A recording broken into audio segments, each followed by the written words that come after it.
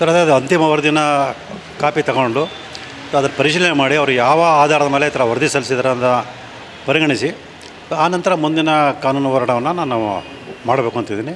So ಮುಖ್ಯವಾಗಿ ಮೇಲ್ಮೇಲೆ ಸಲ್ಲಿಸೋದಾಗಲಿ ಅಥವಾ ಹೈಕೋರ್ಟ್ಗಾಗಲಿ ಅಥವಾ ಸುಪ್ರೀಂ ಕೋರ್ಟ್ಗಾಗಲಿ ಮಾಡೋದಿಲ್ಲ.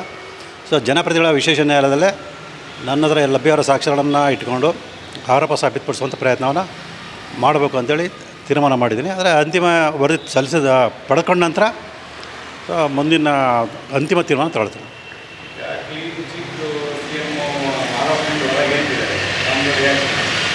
ಸರ್ ಸಾಕಷ್ಟು ದಾಖಲಾತಿಗಳನ್ನು ಕೊಟ್ಟಿದ್ದರೂ ಕೂಡ ಮತ್ತು ಇಲ್ಲೆಲ್ಲದಕ್ಕಿಂತ ಮುಖ್ಯವಾಗಿ ಗಮನಿಸಬೇಕಾಗಿದ್ದೇನೆಂದರೆ ಮಾನ್ಯ ಉಚ್ಚ ನ್ಯಾಯಾಲಯ ಏನು ತೀರ್ಪು ನೀಡಿದೆ ಸಿದ್ದರಾಮಯ್ಯ ಪ್ರಕರಣಕ್ಕೆ ಸಂಬಂಧಪಟ್ಟಾಗೆ ಆ 197 ವಿವರವಾದಂಥ ತೀರ್ಪಿನಲ್ಲಿ ಗಮನಿಸಿದ್ರೆ ಗೊತ್ತಾಗುತ್ತೆ. ಸೊ ಮಾನ್ಯ ನ್ಯಾಯಾಲಯಕ್ಕೂ ಕೂಡ ಸಾಕ್ಷ್ಯಗಳು ಸಾಕಷ್ಟಿದೆ ಅಂತ ಗೊತ್ತಾಗಿ ಆ ಆದೇಶ ಮಾಡಿರುವಂಥದ್ದು. ಮತ್ತು ಜನಪ್ರತಿನಿಧಿಗಳ ವಿಶೇಷ ನ್ಯಾಯಾಲಯವು ಕೂಡ ತನಿಖೆಗೆ ಆದೇಶ ಮಾಡೋಕ್ಕಿಂತ ಮುಂಚೆ ನಾನು ನೀಡಿರ್ತಕ್ಕಂಥ ಮಾಹಿತಿ ಮತ್ತು ದಾಖಲಾತಿಗಳನ್ನ ಪರಿಶೀಲನೆ ಮಾಡಿ ಆದೇಶ ಮಾಡಿರುವಂಥದ್ದು. ಆದರೆ ಸಾಕಷ್ಟು ಸಾಕ್ಷ್ಯಗಳಿದೆ, ಹಾಗಾಗಿ ತನಿಖೆ ನಡೆಸಬೇಕು ಅಂತೇಳಿ ಮಾನ್ಯ ನ್ಯಾಯಾಲಯಗಳು ತೀರ್ಮಾನ ಮಾಡಿರ್ಬೇಕಾದ್ರೆ ಒಬ್ಬ ತನಿಖಾಧಿಕಾರಿ ಆರೋಪ ಸಾಕ್ಷ್ಯಗಳಿಲ್ಲ ಅಂತೇಳಿ ವರದಿ ಸಲ್ಲಿಸಿರೋದು ಸ್ಪಷ್ಟವಾಗಿ ಗೊತ್ತಾಗುತ್ತೆ. ತನಿಖಾಧಿಕಾರಿ ಪ್ರಭಾವಕ್ಕೊಳಗಾಗಿ ತಮ್ಮ ಕರ್ತವ್ಯಕ್ಕೆ ವಿರುದ್ಧವಾಗಿ ನಡ್ಕೊಂಡಿದ್ದಾರೆ ಅನ್ನೋದು.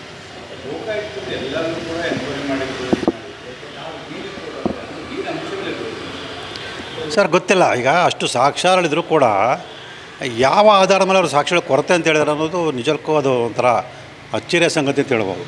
ಯಾಕೆಂದರೆ ಕೇವಲ ಒಂದು 2-3 ದಾಖಲೆ ನೋಡೋ ಸಾಕು ಸಾಮಾನ್ಯ ವ್ಯಕ್ತಿಯೂ ಕೂಡ ಯಾವುದೂ ಇಲ್ಲ ಅಪರಾಧ ಕೃತ್ಯ ನಡೆದಿದೆ ಅಂತ ಸ್ಪಷ್ಟವಾಗಿ ಹೇಳ್ತಾರೆ. ಆದರೆ ತನಿಖಾಧಿಕಾರಿಗೆ ಗೊತ್ತಾಗಲಿಲ್ಲ ಅಂತ ಹೇಳಿದ್ರೆ ಅದೇ ಅವರ ಒಂದು ಬೌದ್ಧಿಕ ಮಟ್ಟ ಎಷ್ಟರ ಮಟ್ಟಿಗೆ ಅನ್ನೋದು ರಾಜ್ಯ ಜನತೆ ಗಮನಿಸಬೇಕಾಗತ್ತೆ. ಸರ್ ಅವರು ತನಿಖೆ ನಡೆಸ್ತಾ ಇದ್ದಾರೆ. ಕೆಲವರು ಆರೋಪಿತರು ಮಾನ್ಯ ಉಚ್ಚ ನ್ಯಾಯಾಲಯದ ಅರ್ಜಿ ಸಲ್ಲಿಸ್ಕೊಂಡ್ರಿಂದ ಸ್ವಲ್ಪ ವಿಳಂಬ ಆಗ್ತದೆ ಅಷ್ಟೇ.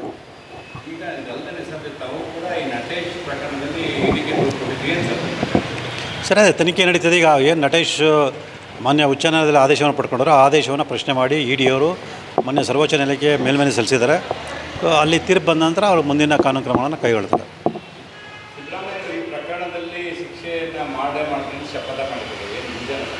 ಖಂಡಿತವಲ್ಲ ಸರ್, ನಾನು ಯಾವುದೇ ಕಾರಣಕ್ಕೂ ಈ ವಾರ್ಡದ ಹಿಂದೆ ಸರಿಯಾದ ಪ್ರಶ್ನೆ ಇಲ್ಲವೇ ಇಲ್ಲ. ನನ್ನ ವಾರ್ಡನ್ನು ಮುಂದುವರಿಸಿ ಏನು ಸಿದ್ದರಾಮಯ್ಯ ತಪ್ಪಿತಸ್ಥರ ಅಪರಾಧ ಕೃತ್ಯ ಮಾಡಿದರೆ ಆ ಅಪರಾಧಕ್ಕೆ ತಕ್ಕಂತೆ ಅವ್ರಿಗೆ ಶಿಕ್ಷೆ ಕೊಡಿಸುವಂಥ ಎಲ್ಲ ಪ್ರಯತ್ನವನ್ನು ನಾನು ಮಾಡೇ ಮಾಡ್ತೀನಿ.